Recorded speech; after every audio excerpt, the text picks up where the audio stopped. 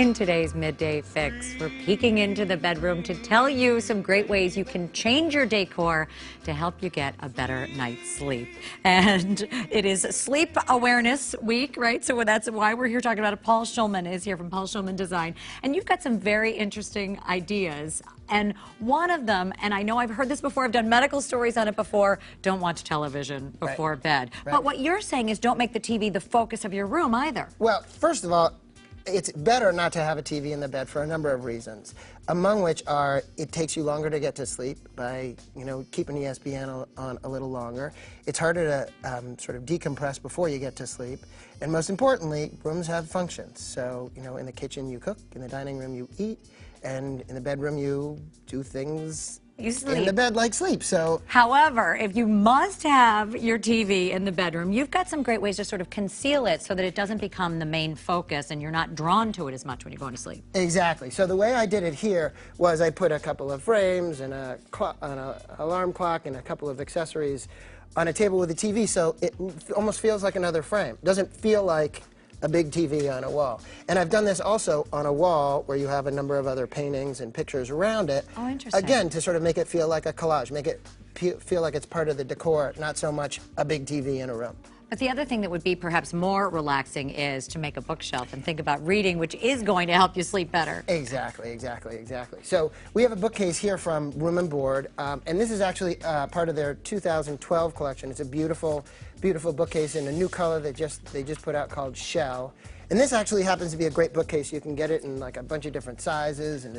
But yeah, the idea is to put some books in your bedroom. It makes it feel a little bit more like a library, which always is nice.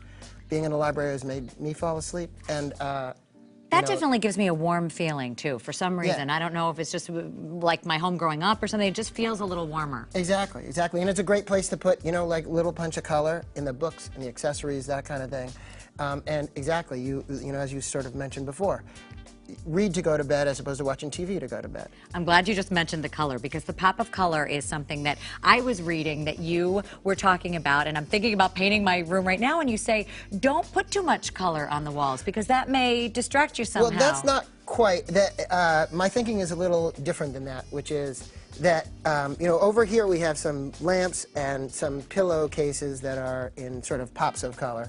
And the thinking isn't don't have color. The thinking is to make sure that the color is cohesive. Okay, so don't do a one yellow wall, one purple wall. Exactly. Rather have the purple on the pillowcase. Exactly, and you could even do a chocolate room with a purple pillowcase, and the purple pillowcase becomes an accent, or if you have dark colors, actually a lighter color, like a white or an off-white, then becomes an accent. It's not maybe a conventional accent, darker in a lighter space, it's actually the opposite. Works the same way. Okay, great idea. And then, of course, now that we're talking about the pillows, there are certain ones that really help you to sleep better. Absolutely. I know the one I use if I'm away, I think, oh no, I wish I brought it with me because it just helps my neck. Are there ones that you suggest that work best? Well, I think it's not so much about specific pillows, but it's about the firmness of the pillow. So if you sleep on your back, you might want a softer pillow. If you sleep on your front, you might want a smaller pillow. It sort of just depends. You just want your spine aligned. That's what you notice when you don't have your comfortable pillow. Right, so it really is all about what feels good for you, but it does make a difference when it comes to it. And the other thing is window treatments. You think you want them to be pretty and you spend a lot of money for pretty window treatments, but the reality is you want them to be able to keep the light out as well. Right. For those times you do want to sleep in. Exactly. But that having been said, I also like, over here we have a window with some opaque shades as well as some sheers. And I like the sheers, especially in the spring and in the fall, because as daylight basically aligns with your sleep schedule, you can wake up with the sun, and it actually is a more relaxing way to get up. Right, and who doesn't want to see some sunshine at times? That's right.